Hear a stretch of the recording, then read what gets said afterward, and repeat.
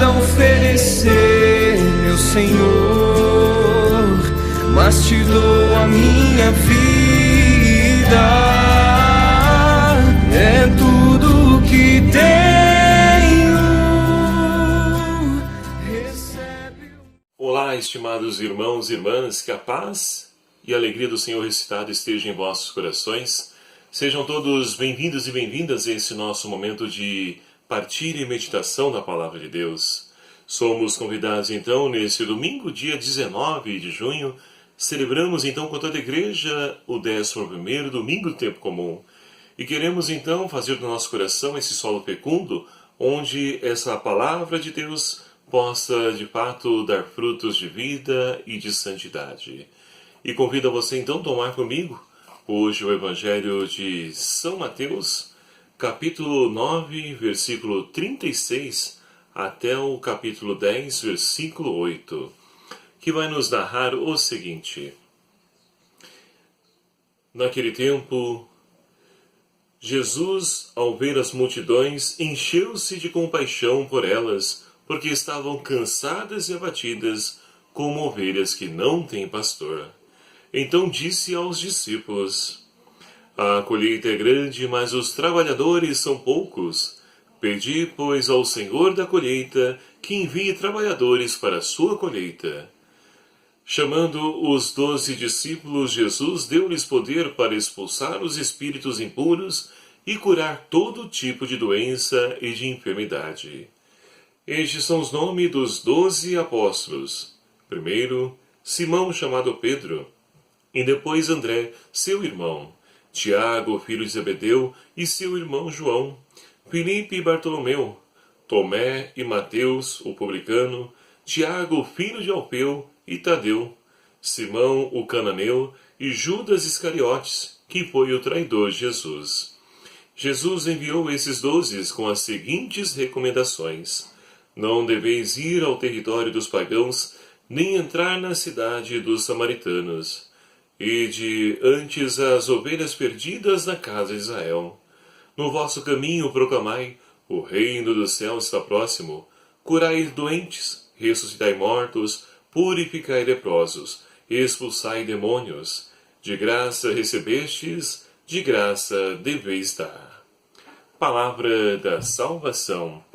Glória a vós, Senhor. Estimados irmãos e irmãs, estamos então celebrando esse 11º domingo do tempo comum e somos então convidados hoje a refletir sobre a presença desse Deus vivo e presente no meio de nós. Deus sempre quis estar presente ao seu povo, estar em comunhão com Ele, caminhar ao nosso lado. E é essa experiência que hoje a liturgia nos convida, então, a podermos refletir, meditar. E para isso nós tomamos então a primeira leitura de hoje, extraída do livro do Êxodo, que nos narra justamente esse povo de Israel que sai da cidade de Rafidim e vai então, atravessa, adentra ali o deserto do Sinai e para diante da montanha da aliança. E ali então Moisés sobe até a montanha e Deus vai dizer para ele: Diga para a casa de Jacó, para o povo de Israel, para que possa então recordar de como eu livrei ele das garras do faraó. Interessante o conteúdo dessa conversa, desse diálogo de Moisés com Deus. Deus então vai se utilizar do passado, do presente e do futuro. No passado ele vai narrar então, vai dizer, olha, como eu livrei eles da garra do faraó. Trouxe-os com asa de águia, protegendo, livrando de todo o perigo, de todo o mal. Isso no passado. No presente, então, vai dizer para eles e para nós, nos dias de hoje, que Deus continua a agir também na nossa vida. Ora, para que então vocês possam continuar a permanecer na minha presença, sob a minha graça, ouvi a minha voz, vivei os mandamentos, segui as leis. Então esse é o caminho ao qual o Senhor então quer nos instruir para que nós possamos sempre sentir a sua presença no meio de nós.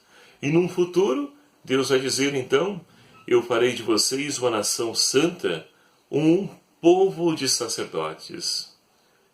Olha que riqueza! Deus, então, Ele mesmo diante da nossa miséria, quer fazer de nós instrumentos, canais da Tua graça. Para que assim, meu querido e amado irmão, não somente nós, mas todas as pessoas possam sentir a Sua presença no meio de nós. Deus agindo no hoje da nossa história, porque a grande tentação do mundo de hoje é justamente aniquilar Deus. Alguns filósofos até vão trazer aí a questão da temática de que Deus está morto. Porque a tendência hoje, a grande tentação hoje, melhor dizendo, é de querer então banir Deus do nosso meio. Porque o homem por si mesmo, ele consegue. E aí tem as várias correntes, ideologias, que então vêm tentar atestar-nos de que o homem por si mesmo basta. E é interessante que a segunda leitura de hoje, Paulo vai nos narrar justamente essa questão. Paulo escreve para os romanos. E os romanos, então, a comunidade lá de Roma, é uma comunidade de judeus convertidos. E também composta por um pequeno grupo de pagãos também que se converteram ao cristianismo. E para os judeus e os pagãos, Paulo vai dizer, porque para os judeus eles pensam que apenas o cumprimento da lei basta para o homem salvar. E Paulo então vai dizer, não basta não.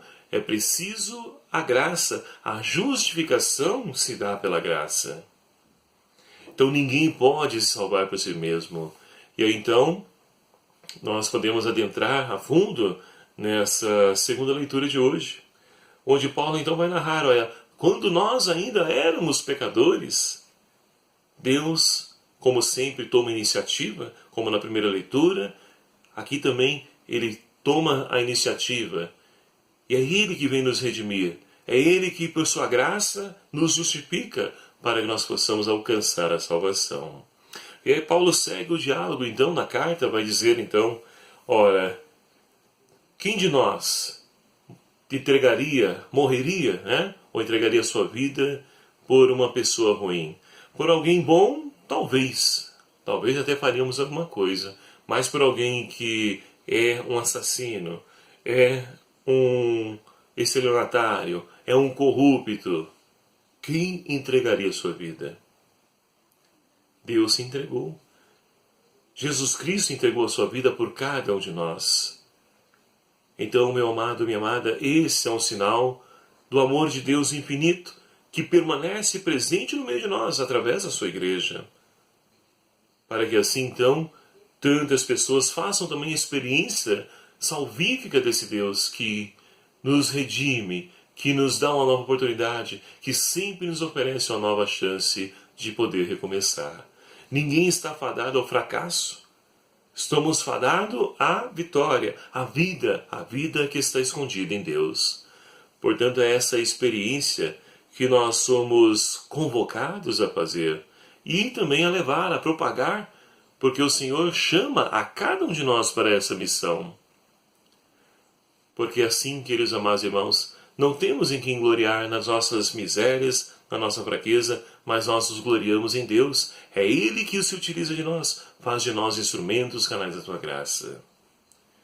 E assim, então, nós podemos compreender o Evangelho de hoje, onde, então, Mateus, no intitulado Sermão da Missão, que é justamente essa perícope, esse trecho do Evangelho que nós ouvimos hoje, vai nos narrar justamente aqueles que Jesus chamou para poder dar continuidade à missão. E olha que interessante o contexto desse Evangelho. Mateus, então, vai dizer o número 12, e como eu dizia, né, numa outra reflexão, o número 12 ele remete, então, às 12 tribos de Israel. E Mateus, a comunidade de Mateus é composta por judeus convertidos e alguns poucos pagãos, né, que se converteram também ao cristianismo. Mas a grande parte é de judeus que se convertem ao cristianismo. E assim, então, Paulo, ao dizer toda essa riqueza, ele vai sempre embasar na Sagrada Escritura, ou seja, vai dizer para que se cumprissem as Escrituras, vai se utilizar da simbologia, né, do Antigo Testamento para justificar que Jesus é o Messias prometido. Então vai dizer aí 12, remetendo então às 12 tribos de Israel, ele chama, ele escolhe, Mais uma vez, é Deus que toma a iniciativa. Não sou eu que me elejo, eu sou, não. É Deus que escolhe, é Deus que chama. E não precisa ter, então, ali, né, um currículo, um certificado, um diploma. Não. Deus escolhe aquelas pessoas de coração aberto, aquelas pessoas de bom coração, coração puro, onde Deus possa, de fato, ali adentrar e se utilizar de nós para poder, então, dar continuidade à sua missão nessa terra. E ali, então, Mateus vai dizer que Jesus chama os 12, e aí nós temos o nome dos 12, Pedro, André, Tiago, João, e assim vai, todo o número, até finalizar em Judas Iscariotes, aquele que foi o traidor. Mas é interessante que Jesus ele chama para a missão, mas por quê? Porque antes ele observa um povo que está cansado, abatido, como ovelhas sem pastor. E ele ensina-nos então o caminho para que a missão ela possa obter êxito através então de operários para a messe. Ele diz que a oração é o caminho, portanto devemos rezar, pedir ao Senhor que sempre envie operários para a sua messe. E aí então ele chama os 12, envia os 12, mas Jesus não envia ali de qualquer jeito, de qualquer forma. Ele prepara, instrui. E como deve ser a missão desses discípulos? Eles devem então ir para poder fazer o quê? Anunciar o reino dos céus, que já está presente. Não que virá, mas já está presente no hoje da nossa vida. Então, meu amado e minha amada, a presença do reino de Deus se torna perceptível na medida em que nós, então, nos empenhamos em colocá-lo em prática. Quando nós, então, buscamos, de fato, colocar em prática a palavra de Deus, o reino de Deus já vai acontecendo. Quando nós, então, vivemos o amor, a gratuidade, a solidariedade, a fraternidade, quando nós vivemos o amor, o perdão, quando nós geramos comunhão, o reino de Deus está presente. Como dizia, nós celebramos domingo passado a solenidade da Santíssima Trindade. E podemos então aprender com essa solenidade que a melhor comunidade, referência para nós, é a Trindade Santa. E quando nós agimos como a Trindade, ou seja, na comunhão, na unidade, o reino de Deus se torna perceptível no meio de nós. Então, é esse o conteúdo e é assim que deve ser a ação dos discípulos do Senhor. E Jesus vai dizer, curai os enfermos, expulsai os demônios, ressuscitai os mortos. Tudo isso, meu amado e minha amada, impede de percebermos o reino de Deus, Deus presente na história. Então é preciso banir, expulsar todo e toda qualquer espécie de mal, para que assim Deus possa ser perceptível, possa ser sentido, possa ser experimentado nos dias de hoje. Então Jesus instrui os discípulos e vai dizer para eles até mesmo aonde eles devem ir. Ora, não vão para a Samaria. Diante dos samaritanos, não. Vão antes das ovelhas perdidas do povo de Israel. Mateus mais uma vez vai dizer que Deus foi enviado primeiramente ao seu povo. A salvação, ela iniciou pelo povo de Israel. Mas que diante da rejeição dessa mensagem, ela então vai ser levada para todos os povos, raças e nações.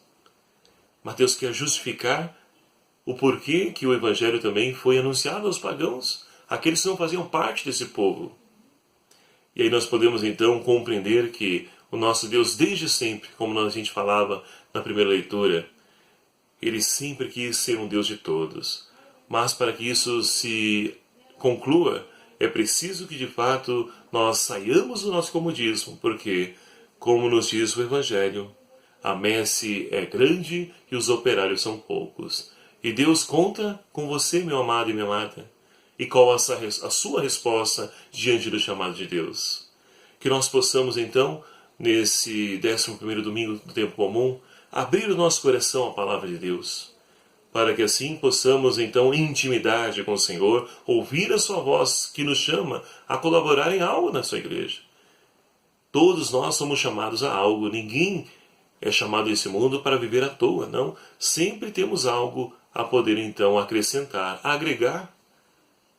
Mas tudo isso só será possível se nós então estivermos de coração aberto e dispostos, propensos a transformar essa realidade, a fazer com que as pessoas possam sentir e experimentar esse Deus que está presente, não está morto não, como dizia, né? Como dizem ainda, melhor dizendo, alguns filósofos.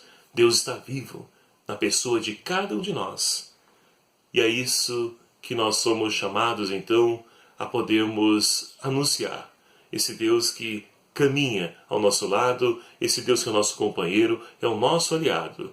E que Ele então nos ajude a colocar em prática a Sua palavra. E impulsionados pela força do Espírito Santo, possamos então, através da nossa vocação, através desse nosso chamado, trabalhar, nos empenhar para transformar essa realidade que nos cerca. Louvado seja o nome do nosso Senhor Jesus Cristo, para sempre seja louvado.